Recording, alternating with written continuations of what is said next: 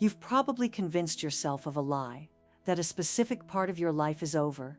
The pleasure, the spark, the feeling of being fully alive in your body, that it all ended somewhere between menopause and now. Maybe you've even stopped trying because nothing feels the way it used to. But what if your body isn't broken? What if it's just waiting to be touched differently, understood differently, loved differently? Today I'm revealing 3 powerful clitoris stimulation techniques that women over 60 tell me changed everything, not just physically, but emotionally. Because when you reconnect with pleasure, you reconnect with yourself. Welcome back to the Female Health Podcast, where we talk about the things no one else will say out loud. I'm Dr. Leah Parker, a gynecologist and intimate health psychologist with over 30 years of experience helping women reclaim what they thought was lost. Now, before we dive deep, it's important that you click the like button right now and drop a comment telling me where you're watching from and what time it is when you're watching this. Here's what we're covering today. I'm going to share 3 specific techniques, explain exactly why each one works after menopause, and at the end, I'll reveal what I do myself to help me reconnect with pleasure. This is something I've never talked about before, so make sure to stay until the end. Because here's the thing most women don't realize. These 3 techniques work, yes, but there's one missing element that most women over 60 forget, and without it, nothing else matters. I'll reveal what that is, but only after you understand how your body has changed. And if you want to take this journey even further, I have a guide in our store called Reconnection. It's all about the forgotten connection between your mind and body, learning to hear your inner voice again, and understanding the science behind sexual pleasure, instead of feeding the guilt that's been built for years and years. So let's start there. After 60, your body goes through something profound. I'm not talking about hot flashes or night sweats. I'm talking about what happens to the most sensitive part of your body, the clitoris. When estrogen drops during menopause, your hormones change.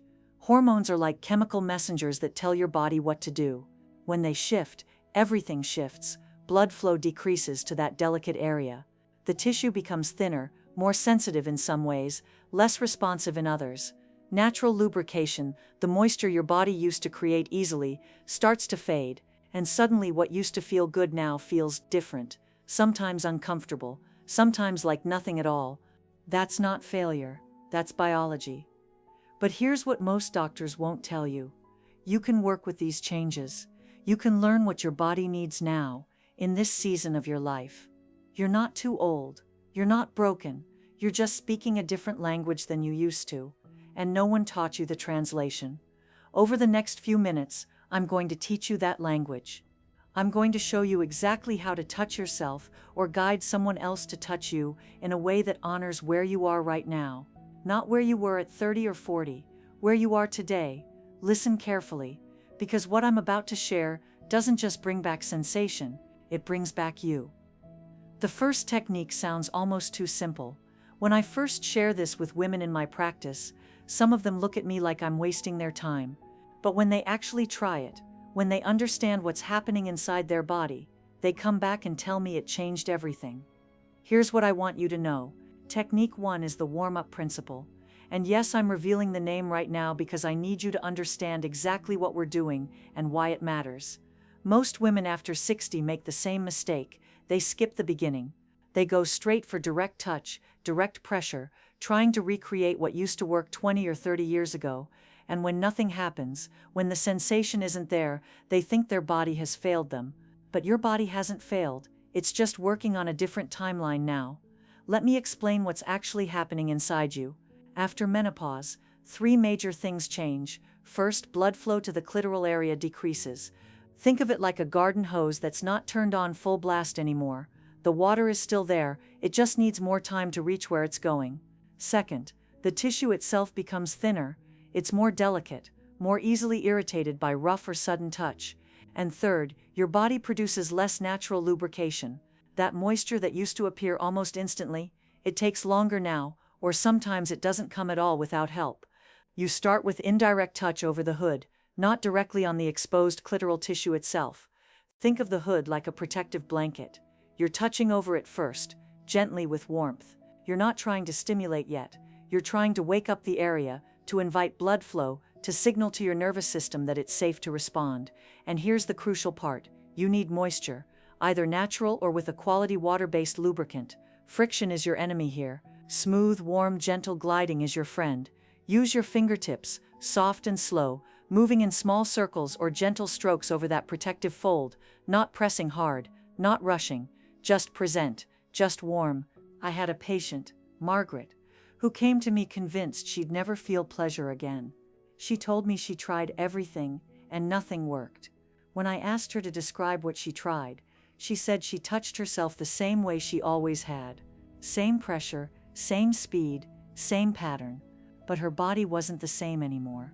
When she finally tried the warm-up principle, when she spent a full 2 minutes just warming the area with gentle indirect touch using lubricant, she called me in tears. Not sad tears, relief tears. Her body responded. Not the same way it used to, but it responded. Stay with me for another minute, because the second technique builds directly on this foundation. Warmth and patience aren't optional. They're the foundation. And once that foundation is set, once your body feels safe and warm and ready, that's where the second technique comes in. Here's what most women don't realize about pleasure after 60. It's not just about touch. It's about timing. Let me paint you a picture. Imagine you're listening to music, and every few seconds the rhythm changes. One moment it's fast, then slow, then a different beat entirely. Your body can't relax into it. You can't predict what's coming next. You're tense, waiting, bracing yourself. That's exactly what happens when touch is random or inconsistent. Your body can't surrender because it doesn't know what to expect. Now imagine the opposite. A steady beat, predictable, reliable, soothing.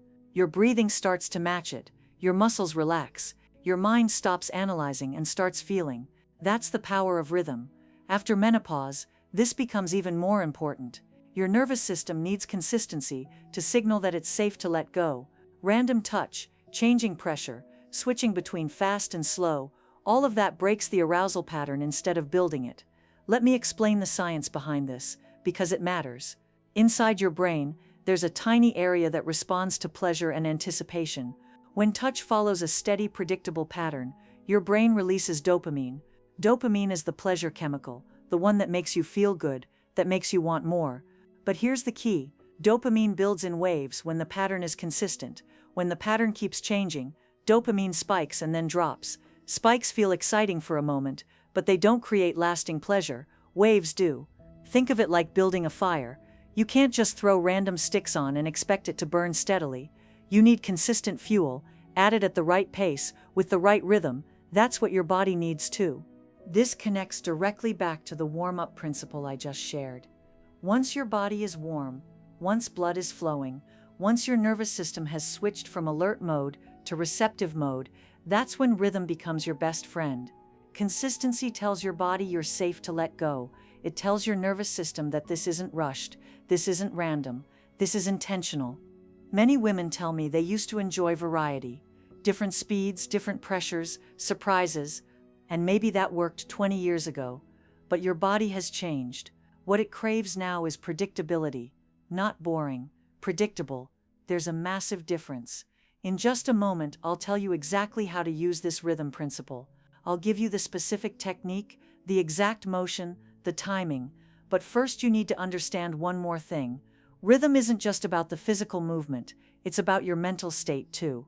When your mind is racing, when you're worried about whether it's working or how long it's taking, rhythm can't do its job. You have to be present. You have to let the pattern carry you instead of fighting it. Now I'm going to reveal technique 2. Let me tell you about Grace. She's 63, and she told me she used to enjoy variety. Different speeds, different angles, constant switching. But after menopause, variety stopped working. It just felt chaotic. When she finally tried this, keeping the same circular rhythm for a full 2 minutes without changing anything, she described it as unlocking a door she thought had been sealed shut. Her body didn't just respond, it relaxed into the sensation. That's the difference. Steady, rhythmic circular motion using broad contact. Not your fingertip, not pointed pressure. Broad contact. Let me show you exactly what that means. Use the flat part of your fingers, or even your palm if you're comfortable with that. You're covering surface area, not zeroing in on one tiny spot. Here's the method.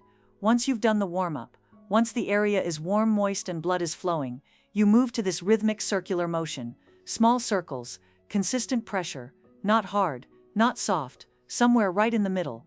And here's the most important part. You keep the same rhythm for at least 60 to 90 seconds before you even think about adjusting. I know that sounds like a long time. Your mind might wander. You might think it's not working. You might want to speed up or change direction. Don't. This is where most women sabotage themselves.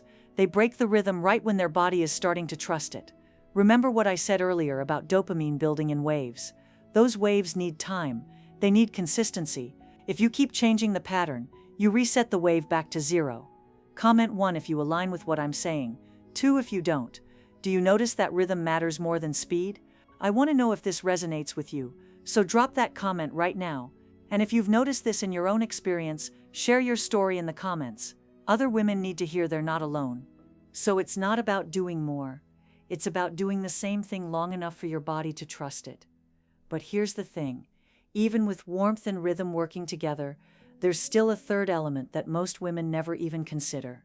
It involves something that might feel unconventional at first, but the science behind it is remarkable. It amplifies everything we've just talked about, and I'm going to reveal exactly what that is in just a moment. The third technique feels almost unconventional. When I mention it to some women, they look uncomfortable. Others get curious. But let me tell you, the science behind it is remarkable. And once you understand why it works, any hesitation you have starts to fade. Let me explain what's happening in your body because it's crucial. Inside the clitoral tissue, you have different types of receptors. Some respond to pressure, some respond to temperature. After menopause, those vibration receptors often stay more sensitive than the pressure receptors. That's important because it means vibration can bypass some of the sensitivity loss you've experienced. Think of it like this. If you're trying to wake someone up, you could tap their shoulder gently and hope they feel it. Or you could create a gentle, continuous vibration that travels deeper, that reaches through layers. That's what vibration does to clitoral tissue. It doesn't just touch the surface, it creates resonance. Resonance means the vibration travels through the tissue layers, reaching areas that surface pressure alone can't stimulate anymore. Here's what happens on a physical level. Vibration increases blood flow more quickly than static touch. It engages nerve pathways that might have become less responsive to regular pressure. And it does something else too. It helps you stay focused on sensation instead of getting lost in your thoughts. Your brain has to pay attention to vibration because it's a different input than what you're used to. Vibration works together with everything we've already talked about. You still need the warm-up. You still need the rhythm. But when you add this third element, you're giving your body a fuller range of stimulation. You're meeting it where it is, instead of demanding it respond the way it used to. Stay with me. I'm about to tell you exactly how to use this. Not just the theory, the actual technique, how to apply it, when to introduce it, what to pair it with. Because technique 3 isn't separate from the first two. It's the amplifier that brings everything together. And once you understand how all three work as a system, you'll see why this changes everything. Before I share this final technique, I want to remind you about something important. There's a guide in our store called Reconnection. It goes deeper into the forgotten connection between your mind and body, learning to hear your inner voice again and understanding the science behind sexual pleasure. It helps you let go of years of guilt and shame instead of carrying them into this new chapter. It's a powerful resource for yourself, and honestly, it makes a beautiful gift for a friend who's struggling with self-love. The link is in the description. Now, technique 3. Using gentle vibration with broad contact. This can be your fingertips humming softly against your skin, or a quality vibrator on a low setting. The key word here is gentle. You're not trying to force anything. You're introducing a different type of stimulation that works with everything you've already done. Here's how all three techniques come together. You start with the warm-up, indirect touch over the hood, moisture, warmth, patience, 2 to 3 minutes of just waking up the area. Then you move to rhythmic circular motion with broad contact, consistent, steady, predictable for at least 60 to 90 seconds. And when your body starts responding, when you feel yourself leaning into the sensation, that's when you introduce vibration. Low intensity, still broad, still rhythmic. You're layering the techniques, not replacing one with another. Comment 1 if you align with adding vibration to your routine, 2 if it still feels intimidating. I read every comment, and I want to know where you are with this. Let me address timing, because this matters. Give yourself at least 15 to 20 minutes, not because you're slow, because your body deserves that time. If you rush, if you're watching the clock, your nervous system stays in alert mode, but when you give yourself permission to be slow, to be present, everything shifts. And now the final revelation. What I do myself to help me reconnect with pleasure. Something I've never shared before. I stopped trying to climax, completely. I let go of the goal and focus only on the sensation in the moment. The warmth, the rhythm, the vibration, how my body feels right now, not where I think it should be heading. The moment I stopped chasing the finish line, my body finally responded, not because I tricked it, because I removed the pressure. Performance pressure releases cortisol. Cortisol is the stress hormone, and it blocks arousal completely. But when you focus on pleasure itself, your brain releases dopamine and oxytocin. Oxytocin is the bonding hormone that deepens every sensation you feel. That's the missing element I mentioned at the beginning. Presence without pressure. Which technique resonates most with you? 1, 2, or 3? I read every comment, so tell me. And please, share your story in the comments.